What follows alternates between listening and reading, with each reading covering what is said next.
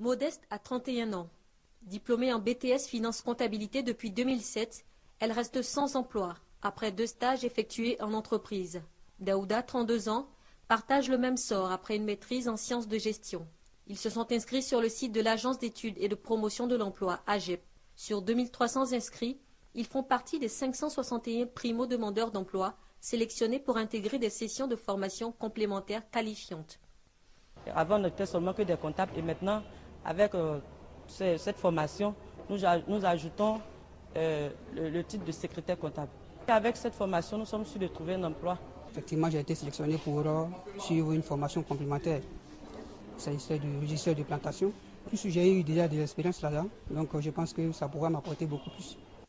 Ce dispositif de qualification ou de requalification des jeunes, piloté par l'AGEP, s'inscrit dans le cadre du programme d'aide à l'embauche du ministère d'État, ministère de l'Emploi, des Affaires sociales et de la formation professionnelle. Objectif, des candidats à l'emploi avec des qualifications en adéquation avec la demande du marché. Pour le ministre d'État Dosso Moussa, en visite dans des centres de formation, c'est une des réponses au problème de l'emploi jeune. Il s'agit pour nous de renforcer l'employabilité des jeunes.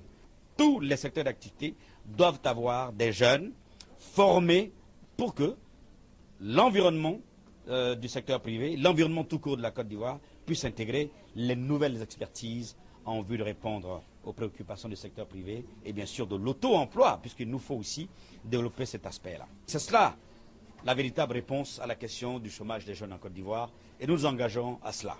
17 cabinets et écoles de formation ont été retenus dans le cadre de ce projet. 16 formations sont offertes sur 3 modes, recyclage, reconversion ou additionnel. C'est la 4e opération. Les 3 dernières, conduites entre 1995 et 1998, ont permis à 720 sur 907 bénéficiaires de trouver un premier emploi, soit un taux d'insertion de près de 79%.